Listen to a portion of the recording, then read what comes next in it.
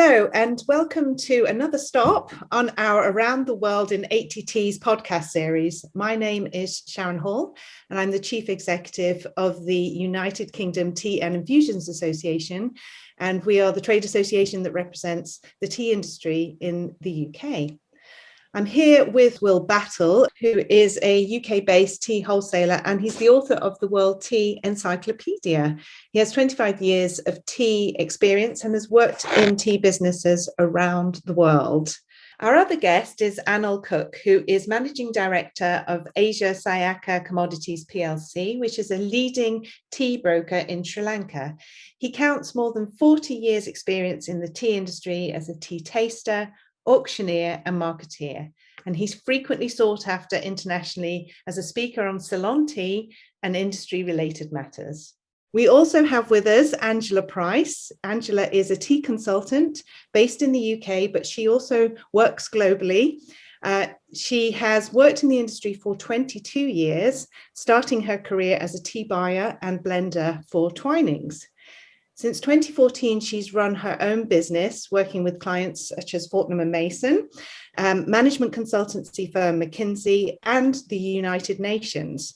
And she advises on all aspects of the tea supply chain from bush to cup. So today we're talking about high-grown teas from Sri Lanka. Sri Lanka is the fourth biggest producer of tea in the world and the third largest exporter of tea after Kenya and China. The UK exports most of its black tea from Kenya and most of its green tea from China, but we still imported over £5 million worth of tea from Sri Lanka in 2020. So it's very important as an origin to the UK tea industry. Whilst imports of tea from Sri Lanka have declined over the years, this is a real shame because once you try tea from Sri Lanka, you invariably seek it out again. And today we're going to explore why. So I'll hand over to Will, my co-host. Thanks, Sharon. And I suppose probably the best place to start is with a brief introduction to Ceylon teas. It seems to me that Sri Lanka is synonymous with tea, but perhaps, Anil, you can start off by giving us a little bit of an introduction to Ceylon tea, and perhaps even just the name Ceylon, where it comes from, and to put us in the picture a little bit more. Yeah. Hi, Will. Good afternoon, everyone around the world. It's a great pleasure to be with you on this journey.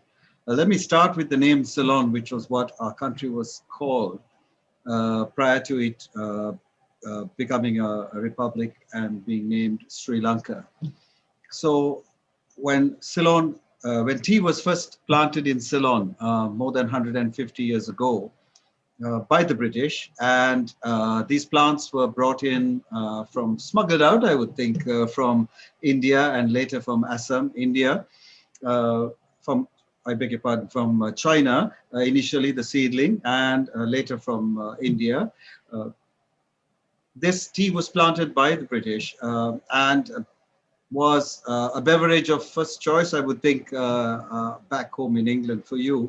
And it was a well sought after and a key element of the classic English breakfast blend when it was blended. But many of the Ceylon tea estates were planted by pioneer British investors and English planters, and I might say Scottish and Irish planters as well.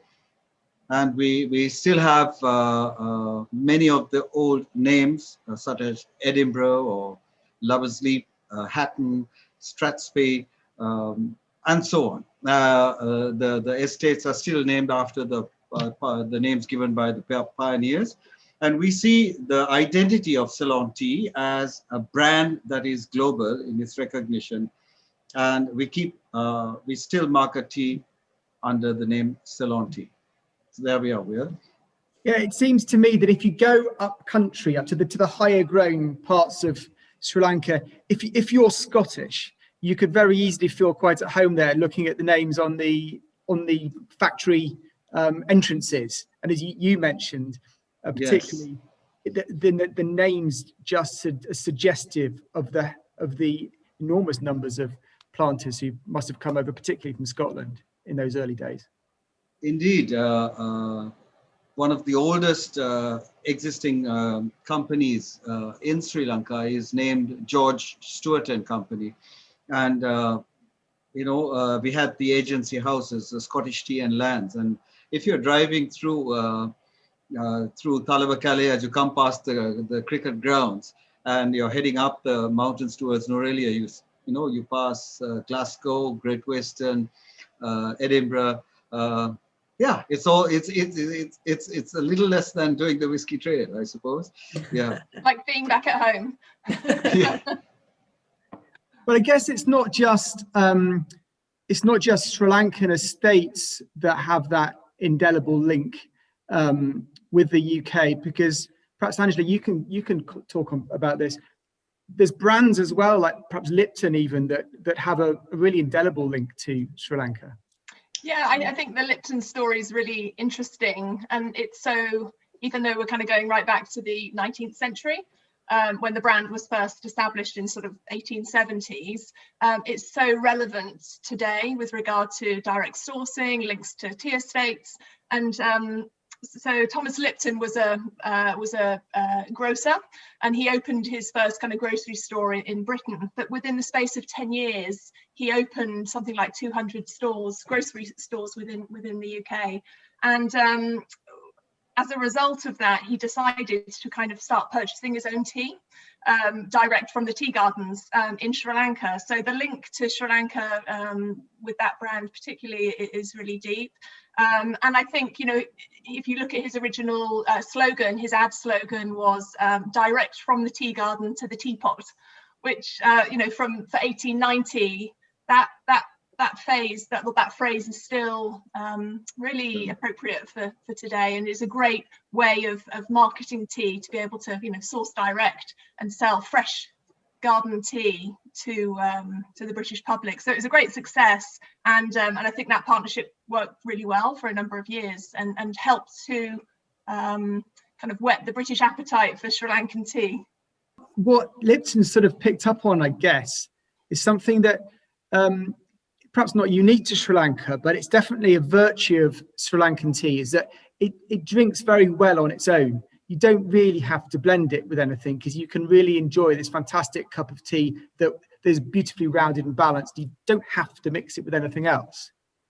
Yeah, and I think for such a small island, the variety of tea is incredible. I don't think there is. I wouldn't say if you were to pick any other origin. I think that's one fact that jumps out at me, is that for one relatively small island, the variety in tea types are huge. I think that leads us really nicely, because today we're talking about high-grown teas. Perhaps, Anil, you could tell us what that means. The estates are located, the high-grown estates are bang in the middle of the island. And what's wonderful about this is that there is something happening as far as Ceylon tea is concerned every day of the year. For a start, we are on the equator, and tea is harvested all day, every day of the year. So there's no winter shutdown and so on. But we have this wonderful thing of 2 seasons. That is, if you were to drive up from the western slopes up past Kandy, where tea was first grown in the mid-country, around 2,000 feet above sea level, and you keep climbing the central mountains, and you're heading up towards Nuwara through Dimbler, you would pass Muskelia and Tikoya, and come up towards past Hatton into Talawakale, Agarapatna and Kotagala. And that's so these are not just names. These are little valleys and micro-growing regions where the single estates and the factories, each has its own unique taste. And it is the genius of the people like Will and Angela that create these blends that make a constant taste. So increasingly, we found that Ceylon tea is the secret of the blender, and not so well known by the consumer. And thank you so much for what you're doing for us to help us take this story back to the people, so they rediscover the joy of Ceylon tea. And it's a lot about you come up to the peak of Norelia, And just the other day, Will and I were chatting about how there was this bush planted by Prince Philip, when the royal couple visited the island. And there's this tea that the bush is still doing well. And there's some handcrafted teas that are made of this bush. So it's a little bit of sideways expansion of the profile of Ceylon teas that we are working at the moment. And you come up to this plateau, which is Nuwara Elia, which means like city on the plateau, on the plain, just at the foot of the highest peak. We are heading over 5,500 feet.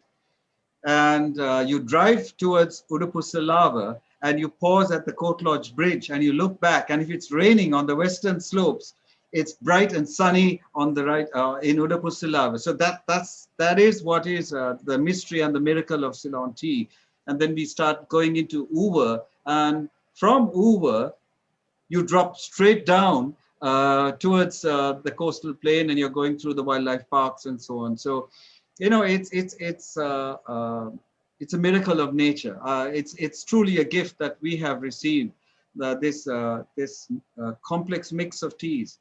And going back to the history of Ceylon tea, each pioneer planter had their own mix of plants. That the original China plants are still growing. The original Assam seedling, they are still growing out on the estates. And it is from them that the new cultivars were developed, the new plant species were developed.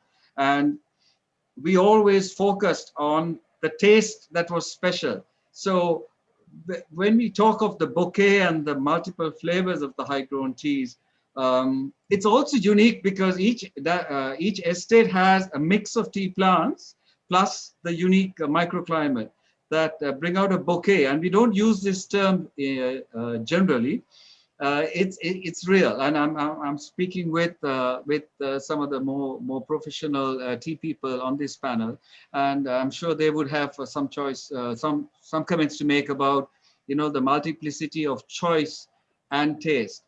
And just one other aspect that has kept Ceylon tea very traditional and authentic is that it's artisanal by nature. That is, we follow the 150-year-old orthodox style of making tea, largely unchanged.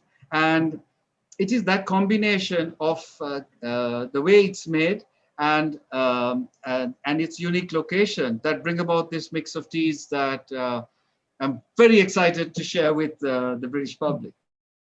Anil, can you just very briefly go into the seasons that you'll get in Sri Lanka a little bit more depth, so that we understand how important the monsoons are to the quality of the tea that comes out?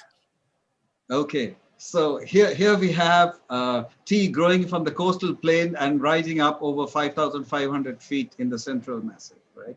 And we have two monsoons. The southwest, which is about to commence sometime now in the first half of the year.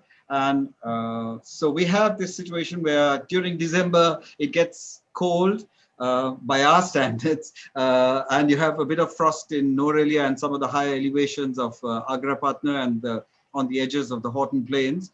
And it becomes cold and dry. And thereafter, that is the Dimbler quality season, when the tea is growing on the western slopes. The same bush harvested yields a leaf that transforms its chemistry due to the unique conditions prevailing at the time, and the teas acquire a real aromatic fragrance really.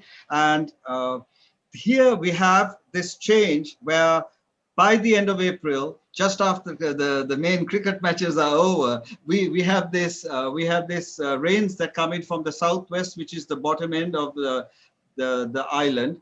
And here we have a situation where the amount of moisture increases in the plants, and the bushes take on, the teas take on a rounder, stronger taste on the western slopes. Now, by July, we have this what we call the Kachan winds that come from the northeast of the world and start blowing. They scream. The wind screams through the tea estates on the eastern slopes.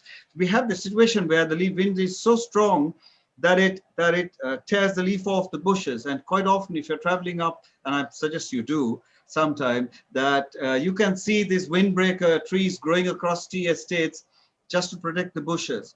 And from July to October, we have these Uva teas, Udupussalava teas, and from Namanukula, Madulsima growing areas, Passara, where the flavor changes completely. So here we have the Dimbler season in the first quarter, the western quality season, and the Uva quality season on the eastern slopes from July to October. And then after October, you find the northeastern monsoon coming in, and those teas then, which were, I would say, had this methylated taste, slowly start acquiring body as the rains come in, and the orthodox manufacturer brings out a whole different range of teas.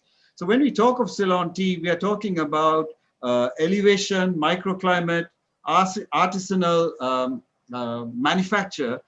That is, when we say artisanal, we mean the engagement between the human, the tea masters, and the people who are making the teas, and the process. It's not 100% mechanized. You know, we don't just throw a leaf in to a 100-year-old roller that hasn't changed much. And there's human intervention, judgment, and experience at all stages of manufacture. So people respond to the way the conditions that prevail at the time every night. So the guys are extending the fermentation. I don't know if you go into manufacture right now, but or the length of the wither. There's judgment involved at all stages of manufacture, and that is the role of the monsoon, on our teas, because it's critical to us. And actually, I've got a Dimbler and an Uva here, and they are so different. And you said methylated. I've heard it referred to as yes. Germaline. That's during the season. Yeah. They're so completely different. I don't know, Angela, what's your sort of view on those? I think that they're completely different, as you were saying, and I think just picking up on a really interesting point that Anil made with regard to individual bushes, I think that's what makes some of Sri Lanka's tea gardens so unique when you look at it versus other parts of the world, in that the original bushes are still there. So the bushes from hundreds of years back, and as a tea taster, I think that's what makes the region really interesting. Similarly to other places like Darjeeling, where you can taste one tea estate and you can really identify that estate, that tea garden, from the flavors inherent in those bushes. And I think that's very special for Sri Lankan tea, and you don't find that many other parts of the world. And really to echo Anil's point about, the quality tea is about, we're at the mercy of the weather sometimes, so we don't often get this dry wind that blows across the tea bushes to give that very peak quality Uva flavor. But when it does happen, and combined with the experience and the knowledge of a good tea manufacturer, a good tea manager, then that's when the magic happens. So we're at the mercy of the weather, but also we've got some great people working in the tea industry, and it's that knowledge and weather working together, which often means that the teas that are produced are often the best. So yeah, and I mean, one of the key objectives for doing these podcasts, actually, my goddaughter said, I don't like tea. And I was just aghast and said, you can't say that. There's, hundreds of different types of teas. And I think that's, really important to get across to people, this wide range of tastes and flavors. I mean, Will, these two examples that we have here, they couldn't be more different, could they, in terms of taste? No, and that's, I think Angela alluded to it earlier, totally different characteristics. The Uva that I've got, that Sharon, you and I are tasting, Uva, the Eastern tea, and it is actually a tea from the quality season. And I, as Anil said, I visited during the quality season comparatively recently, and I was astonished to see householders putting sandbags on their roofs to stop them lifting up in the wind, and it really can taste those extremes of weather in the tea. And as you said, Sharon, it's got that medicated, it's sort of the taste of the sports changing room. I'm not sure you'll sell it to people like that. That's probably not the best way of describing it, but it's that deep heat character, isn't it? That sports spray. I mean, that's what definitely springs to mind. So so, and I love the fact that tea can exist within what, Anil, 30 miles, 20 miles of the Western teas that as the crow flies. Yeah, absolutely. Yeah. I was just thinking of the Uva teas with regard to stress, and it's interesting when you look at different teas from around the world that the tea bush loves stress, unlike us probably, but under conditions of stress, whether it's the dry wind in Uva or sometimes dry weather conditions, that stress causes the leaves, the chemical makeup to change slightly, and then you get these amazing little pockets of flavour throughout the year. So stress is a good thing for the tea plant. I suppose also coupled with stress, it's flushing less, it's growing less. So there's not only the stress and that the taste, but also there's less of it available. So comparatively, those teas are quite rare, and that makes it even more exciting as well to find a good one. And you use that word flushing there. That's going to come up a lot across the podcast series. Can you just explain what that means? Yeah, a flush is essentially a period of leaf growth. Like if you wander into the garden and you look at your privet hedge and you find after a period of rain and sun, it's suddenly started to grow. It's actually not entirely dissimilar on a tea estate. So that's a flush. It's a period of growth. And in tea, we do talk in flushes, which can be confusing for people. But it was also interesting in people like Angela and I, who've had the job of trying to buy quality Sri Lankan teas in the past. The quality seasons are the most fun tastings that you have, but also it's the most difficult period as someone who's trying to buy good teas for their tea drinkers or their customers, because you never quite know when you've hit peak quality season, and getting it right is a really difficult practice, because Anil's sitting in his auction room trying to sell these teas, and he sort of knows more or less what's coming next week or the week after, but you don't really know if it's going to improve or then get worse again. So it's a really difficult challenge buying the very best quality teas out of Sri Lanka, but great fun. This, we hope, would be the next generation of discovery of tea. And your timing of your initiative is spot on, because people are sitting at home thinking, let me enjoy something special. And hey, this is the best way to go for it. And that leads me really nicely. Angela, I sort of saw off camera, you've got a jug of something that looks rather delicious. Is that a cold brew? It's not cold brew. It's a standard iced tea, actually. So I've used a Dimbler to make a lovely iced tea. So kind of classic iced tea, black tea, which cold brew is quite a interesting way of brewing teas. But from time to time, I brew Sri Lankan blacks in this way, and they make a really fantastic clear beverage. So I've simply used made up a teapot of Dimbler black tea. I've made it sort of double strength. So if you're making an iced tea in this way, make it sort of roughly double strength using boiling water. And then you simply fill a jug with ice and pour the strong infused tea, strain it and pour it straight into the jug over ice. I've put lemon, tablespoon of honey and some mint leaves. And then it's really refreshing. Children love it. Everybody seems to love it. And the interesting thing with Sri Lankan, especially high-grown Ceylon teas, is that when you use them for iced tea like this, as they cool, they stay crystal clear, which is quite different. And when you compare it to other places, so Assam black tea, for example, as it cools, it tends to go creamy or cloudy. with high-grown Sri Lankan black tea, it stays really clear, so it works really nicely like this. And fantastically easy for someone to try that at home. It is. It's really easy to brew up at home in the summertime. And I think from my perspective, customers now, or people that are kind of getting into specialty teas and exploring specialty teas are definitely interested in trying teas from named regions. So provenance is really important, and so we're talking about Ceylon, but we're drilling down into individual regions within Ceylon. So it's a real adventure, and it's definitely worth exploring if you're a tea drinker that's new to Ceylon as a region. But there's more than just one type of Ceylon tea. So I would encourage, as Anil has said, encourage tea drinkers to go exploring and try different flavors and hunt out different regions. Yeah. I like that word exploring, particularly at the moment, because we can't travel very far. We can travel with our teas, can't we? Absolutely.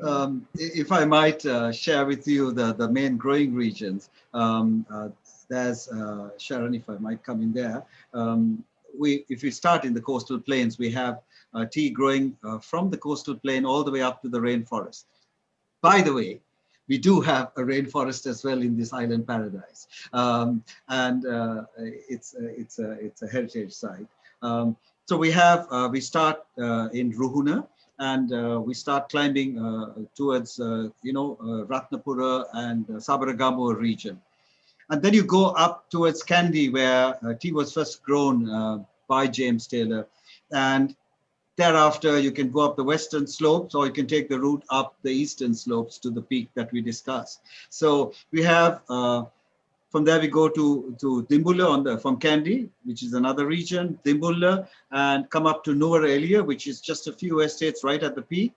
And as you go across to the eastern slopes, you start going into Udapusalava and Uva.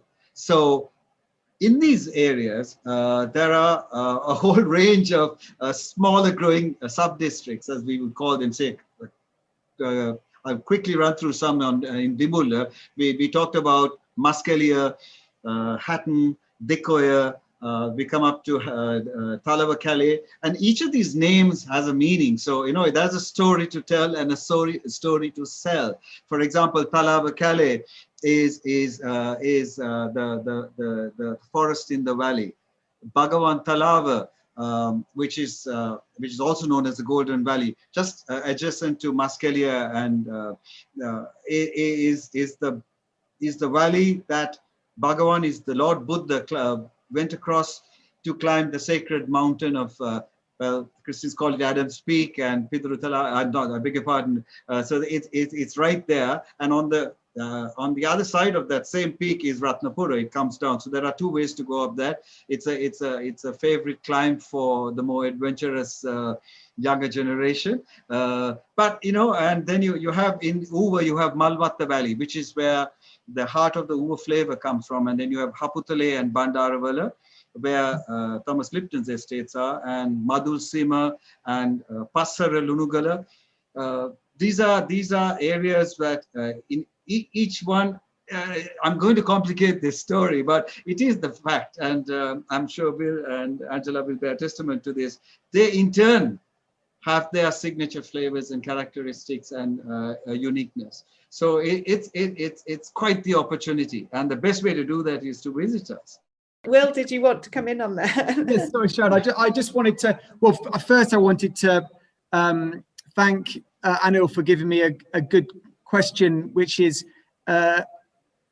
we've got in Sri Lanka, I think, the tea producing origin that is the most geared towards tea tourism, and there is not a producing country I can conceive of that is better to visit and get a sense of what tea growing and manufacture is like. Anil, is there a sort of agenda or an itinerary or a set of places that is worth doing, or what's the best way of exploring tea in Sri Lanka? I would say go with the monsoons. Pick the season. I'm sure if you visit this island, you would want to spend some time on the beach. So match the seasons, the first quarter and the third quarter, perhaps, when it is. But then you can go up to the north. Oh God, you could visit Sigiriya, it's another heritage site, and we have a 2,000-year-old culture, 2,000 plus, where Polonnaru and Anuradhapura, where you can visit the ruins, and there's so much to experience. We have natural parks. So you try to combine this itinerary. So you can always, within a space of 3-4 hours, you're up in the mountains or down in a wildlife park, and you're heading to windsurfing at Arugam Bay, or you're cruising the bars at Hikkaduwa, one of the few places in the world that celebrate Bob Marley's birthday. Now, you get the vibe, right? And this is the magic of tea tourism. It's part of a total itinerary. So you could just arrive at the airport and just head out up towards the tea estates. It's a matter of hours, and you're going through gorgeous territory. And we have one of what is considered one of the most beautiful rail journeys that the younger generation of hikers have also discovered, and they head towards Alla on the eastern slopes. You can start in Colombo, or you can join it in Kandy, and the train goes all the way over the top. And we have this beautiful 9-arch bridge that you would ride over and arrive in Badulla. So you can just either rent a car or discover tea by rail, which is one of the greatest investments made as a result of the tea industry, the pioneering tea industry, to get the product down to the ports. My office is on the edge of a lake in Colombo. And all along the shore of this lake are the old tea warehouses and the tea companies that were located. And they would take the tea out to the port by barge back then. And I'm sitting in a building that is a former tea warehouse that is 120 years old, easily. So that's plenty to discover. Do make the journey, yes. It's always the place I recommend when people, customers or clients ask me, where to travel for tea, and I always recommend Sri Lanka as the place to go, because exactly, everything is so convenient. The roads are great. You can drive from the beach to the estates in a matter of hours, and there's some fantastic places to stay. Many tea estates, you can rent bungalows and stay within the guest bungalows, and even stay within a tea factory.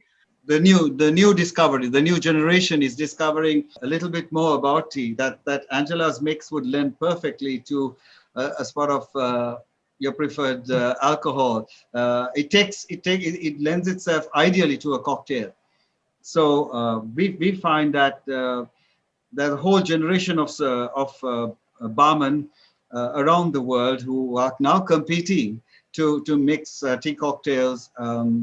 Tea-based cocktails, and it's another sure way of introducing tea to another generation. Can I pick up on that, because you've talked about we've talked a bit about Dimbler and Uva tea, and you mentioned earlier, I mean, there are other styles in Sri Lanka, also perhaps that might lend themselves well to cocktails, and there's quite a unique style produced at Nurelia, which has a very light and bright character. Can you just tell us the story of that tea a little bit?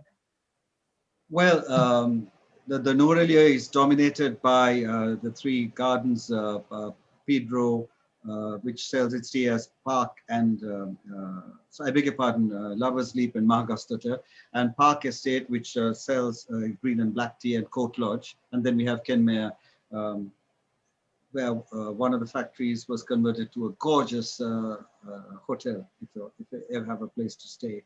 The thing about the Nurelia teas is, at that elevation, they are delicate and light, and we like to equate them with the champagne of Ceylon Tea. So we are not permitted to use that name, but it's an easy identification in terms of its light floral taste that it has, and it sits well as a tea, as a desert tea, or just drunk alone. Ideally, I would say, or with a twist of lime. So the Nurelia is, because of the elevation and the the stress that is the tea pushers are under most of the time, because they get both seasons. They get the Dimbler season as well as the over season. So it is always a very special place, and in fact is most sought after throughout the year. And these estates are absolutely focused, irrespective of the flush, on capturing the uniqueness of their taste. Now this comes with the plants that are there. The plants that are generally grown, that were originally grown in Norelia, are different to the ones that are grown even in the high elevations. So those cultivars mixed with the old seedling, oh God, it's really fantastic, because they're so fragrant. That's what's special about them. So aromatic. I really like the local name for Norelia as well, which makes me feel very much at home as Little England. So Norelia yes. as a region is known locally as Little England, I believe, because of the climate, which is quite similar to the UK, a little bit chilly.